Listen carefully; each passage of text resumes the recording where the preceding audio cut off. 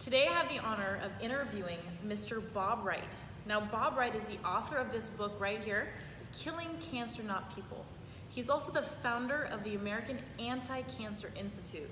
I look up to this gentleman so much because he's so knowledgeable about health in general, cancer prevention, and most importantly, if you do have cancer, what are the steps you must take to help your body balance itself? So Bob, thank you for allowing me to interview you today. My pleasure. Yes. Anytime. Thank you. So tell us what inspired you to write this book. Well, the book is kind of a compilation of things that happened throughout my life, you know, for a lot of years. And of course, my mom and dad both died of cancer, and that's what really spurred me on at the end to write the book, because I wanted to find out what this cancer racket was all about. And so I began to study it. And I'd already been through college and all the ologies, physiology, anatomy, so I understood the body. I was a distance runner, so marathoner, so I was interested in taking care of the body and healing it when it was sick. I couldn't help my mom and dad, you know, back then, but I wanted to help other people in the future. So I researched it and I discovered the truth about cancer, you might say. My good friend Ty Bollinger did a whole series on the truth about cancer. Absolutely. And what I found I didn't expect to find, and it bothered me a lot. And so I got down to the nuts and bolts of cancer and what it really is, and came up with, which almost anyone could do over time, what do you do when you get cancer? You know, what are the steps that you take? And we really discovered what works for cancer, and we already know what doesn't work for cancer, and that's allopathic medicine by and large. And so we put together a protocol based on that. I founded the AACI, American Anti-Cancer Institute, over 10 years ago now, with an idea in mind that we just wanted to help people with cancer. And now we've expanded to helping people with other types of chronic illness. And it's really amazing because the remedies kind of go across the board, you know. You do a lot of the same things for a lot of the different illnesses, and people need to know that. And they aren't always things that people want to do. We've discovered that too. But we need to be able to do what is necessary to save our lives, and we've discovered how to do that, and now we're just out sharing that with people. Yeah, I was surprised when I read this book on all these things that we've been taught or what we should do. One in particular was, as a woman, you need to make sure and get a mammogram. And that was one thing in the book here. I was like, wait a minute, this makes total sense. But yet when you're talking to the industry of the cancer industry, they're gonna say, early prevention is key, you must go get your mammogram. Can you speak on that just a tad? Well, it is kind of a racket based upon that. It's about selling mammography equipment and doing the exams. But, you know, a woman who has a mammogram has to have a minimum of 4 million cancer cells in a colony in her breast before the mammogram will pick it up. That's been growing in there for at least 8 years.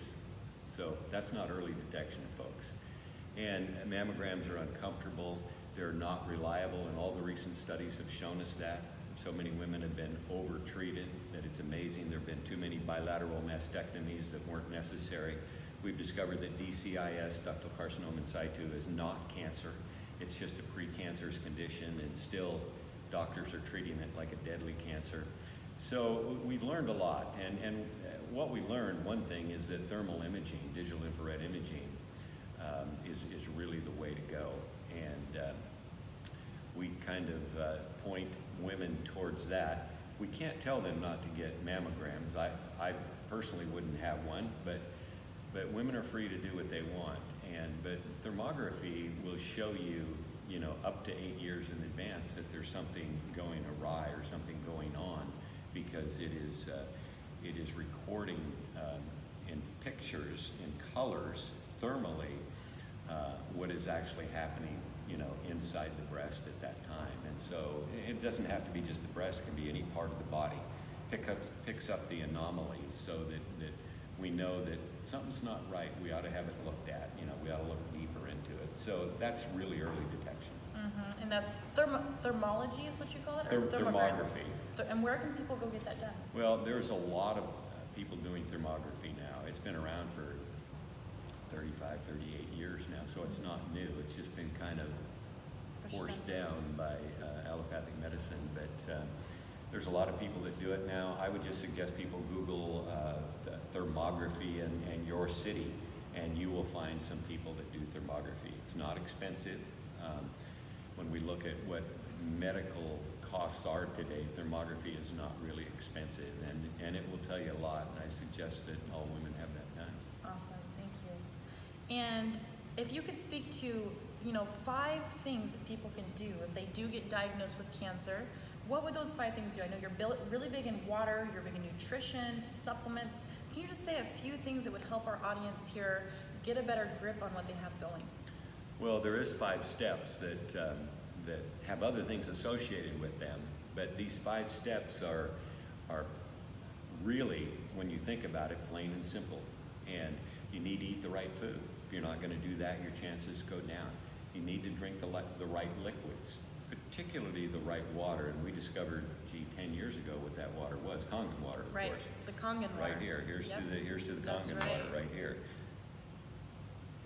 We And in your practice book, what we preach. you do talk a whole chapter on that water that could We do. potentially save your life. Chapter 6 is Yep. about Kangen water. Third thing is you need to take the right supplements, especially when you're ill. And if you have a really severe case of cancer, you need to pound the body with nutrition. And you just can't do that by eating a carrot now and then, and et cetera. We need to pound the body with assimilar nutrition so that we can feed it with the right things. That in conjunction with the water really makes a difference for people. Then we need to make sure that people detox. That's the missing link to cancer healing and other healing as well, as people don't detox. Sometimes they tell you they do, but they really don't. And so we need to learn what that is and be able to do it. And the last thing is exercise when you can. I mean, people who are in hospice or can't walk around with cancer so bad don't exercise. You can't afford the energy to do that, but most other people can, especially right after you're diagnosed. And that is imperative to get the nutrients to the cells, and of course get the liquids to the cells with the antioxidants in them. And so it's very important to do that if you can. And everyone pretty much by now knows the benefits of exercise, and they're multitudinous, if that's a word. And so we need to exercise as well. So those are the 5 things, and of course we can break those down a little bit further, but we don't have the time now. But those are the 5 steps that really work for cancer or any other chronic illness. Wow.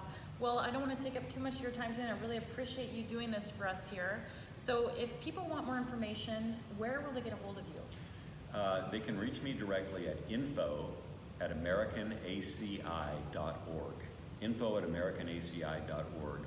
And if they need a phone consultation, we do those free actually, and they can get in touch with me through that email, and we'll be happy to set up a time to talk with them about the particular situation. Awesome. And to get your copy of your book, go to Amanda Bobbett, BOBBETT.com. Visit my website and get a copy of this book and share it with your friends and your family that you care about. So until next time, be happy, be healthy, and be free.